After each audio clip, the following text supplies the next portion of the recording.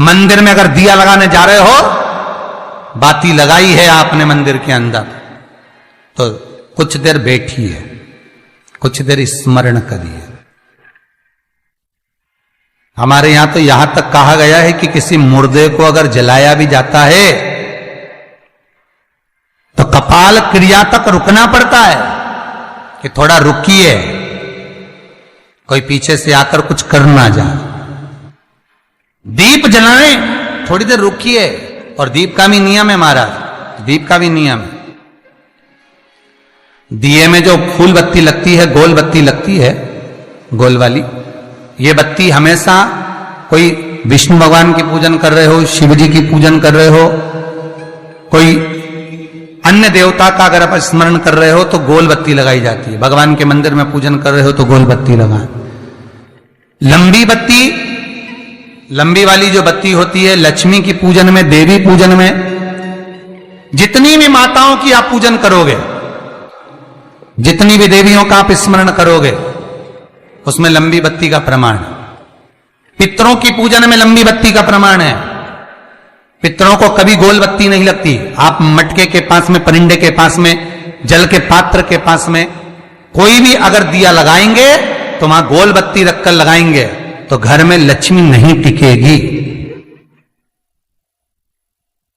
कई लोग कहते हैं कि परिंदे के पास, मटके के पास में, पानी के स्रोत के पास में जहां जल भरते हैं, हंडा रखते हैं, टंकी रखते हैं, वहां पर मटके के पास बत्ती लगाओ, दिया लगाओ, पितर शांत रहेंगे। तो पितरों को शांत करो, मना नहीं है, पर दिया लगाने का नियम है कि पितरों को अगर आप दिया लगा रही हो मटके के पास, परिंदे के पास, या अमावस्या के दिन पितरों के लिए अगर दीप लगा रही हो तो गोल बत्ती अगर लगाओगी तो कार्य कभी सफल नहीं होगा।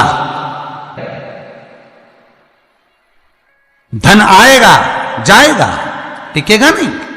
इसलिए पितरों के लिए अगर दिया लगाना है, पूर्वजों के लिए दिया लगाना है, पितरों के लिए अगर दीप लगाना है तो लंबी बत्ती लगाइए, लंबी बत्ती। महाराज लंबी बत्ती का प्रमाण हमारे यहां शास्त्र करते, गोल बत्ती का प्रमाण। और सुंदर चरित्र कहा, यदि आपके जीवन में बहुत ज्यादा लक्ष्मी से तकलीफ है, कष्ट बहुत ज्यादा है, या इसलिए शायद कहा जाता है कि भगवान को सर्वश्रेष्ठ कौन सा चंदन अच्छा लगता है। आपको पहले भी कथा में कहा, आगरा की कथा अगर किसने सुनी होगी तो उसमें वर्णन किया। भगवान को सर्वश्रेष्ठ चंदन कौन सा, भगवान को सर्वश्रेष्ठ चंदन कौन सा प्रिय है, वो कौन सा चंदन है जो भगवान विष्णु को लगाएं, राम को लगाएं, कृष्ण को लगाएं, वो कौन सा चंदन है जो श्री हरि को लगाया जाए। तो जीते जी भगवान विष्णु एक बार गले लगाते हैं, उसको कहते हैं हरि चंदन। कौन सा चंदन है? हरि चंदन। हरि चंदन बाजार में नहीं मिलेगा, हरि चंदन आपको बनाना पड़ेगा। कैसे बनाना है? तुलसी जब सूख जाए उसकी जड़ को निकाल लिया जाए, वो जड़ को पानी में धो लिया जाए, धोने के बाद उसको सिलवट्टे पर, पत्थर पर घिसा जाए और घिसकर उसमें थोड़ा सा कुंकू, रोली डालकर तैयार कर कर जो भगवान विष्णु के मस्तक पर, कृष्ण राम के मस्तक पर लगा देते हैं और उसकी एक बिंदी अपने हृदय पे लगा लेते हैं। जीते जी भगवान एक बार उसको गले लगाते ही हैं। हरि चंदन प्रियता। जैसे शिव महापुराण में रुद्र चंदन का भाव है, शिव महापुराण में रुद्र चंदन का प्रमाण दिया जाता है। अगर आपने लिंग पुराण पढ़ी हो तो उसका 5वां स्कंद अवश्य पढ़िएगा महाराज, और शिव महापुराण अगर पढ़ रहे हो तो उसका कुमार खंड पढ़िएगा जिसमें रुद्र चंदन का प्रमाण है। रुद्र चंदन कैसा, रुद्र चंदन का प्रमाण कैसा? तो महाराज कहा, चंदन घिसकर, पीला चंदन घिसकर उस चंदन को 3 मुखी रुद्राक्ष पर लपेट लिया जाता।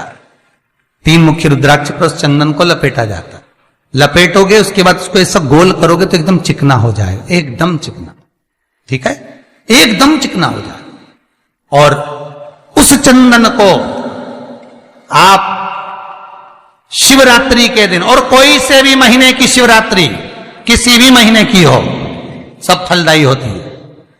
अगर आप पंचांग में देखेंगे तो शिवरात्रि लिखी हुई आती है, हर महीने शिवरात्रि पड़ती है। किसी भी महीने की शिवरात्रि पर रुद्र चंदन, अर्थात जो चंदन का आपने 3 मुखी रुद्राक्ष में लेपन करा है, उसका गोला बनाया है, वो चंदन अच्छा मोटा मोटा कर लेना, अच्छा बढ़िया, ऐसा नहीं कि थोड़ा बहुत ही लगाओ, पूरा रुद्राक्ष दिखना नहीं चाहिए, पूरा लपेट कर उसको शंकर के शिवलिंग पर ले जाकर रख दीजिए, और फिर धीरे धीरे शंकर भगवान का जलाभिषेक करना प्रारंभ कर दीजिए। वो चंदन पूरा धीरे धीरे शंकर के शिवलिंग पर डलना चाहिए।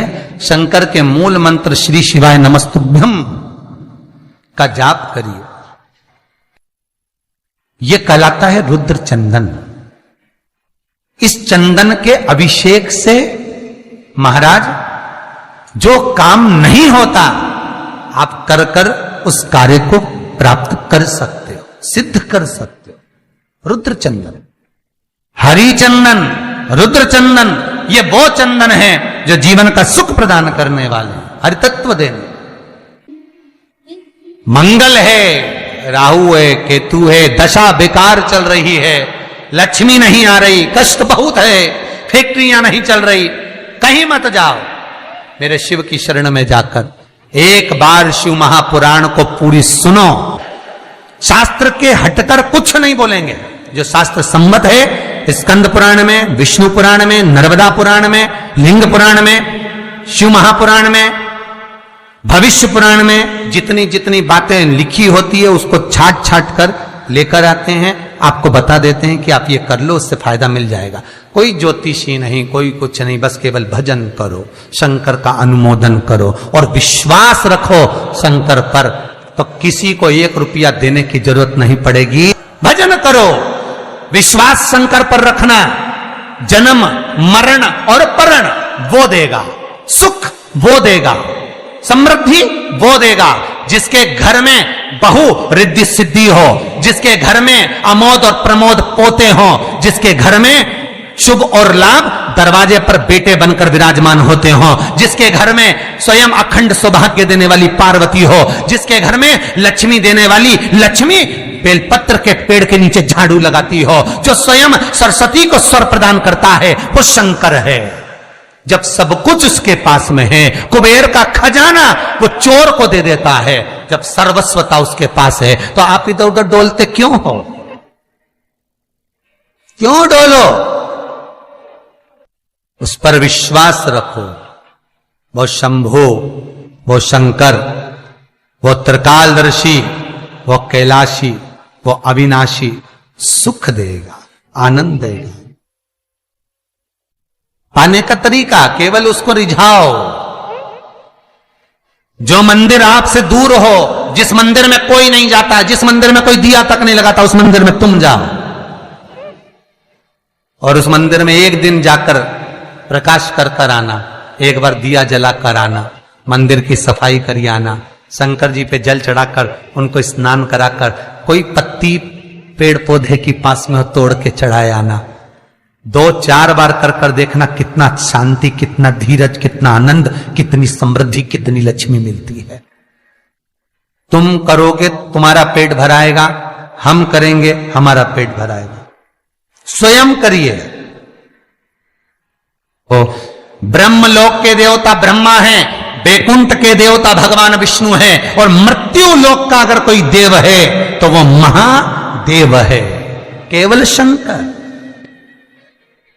केवल शिव, मृत्यु लोक का देव। अभी एक विचार करो, तुम्हारे घर में अगर थोड़ी सी तकलीफ आई तो सबसे पहले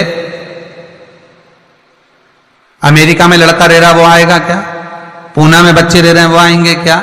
इंदौर में बेटी रह रही वो आएगी क्या? उज्जैन में कोई रह रहा है वो आएगा क्या?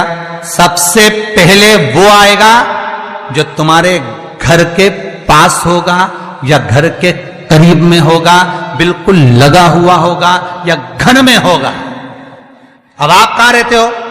जितने लोग कथा सुन रहे हैं सही बताना, कहां रहते हो? पृथ्वी पर मृत्यु लोक में रहते हो। और पुकार किसको रहे हो? ब्रह्मलोक में। पुकार किसको रहे हो? बैकुंठ लोक में। पुकार किसको रहे हो? इंद्रलोक में।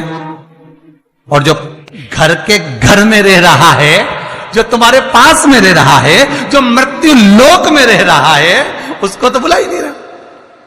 कई लोग कहते हैं मृत्यु लोक।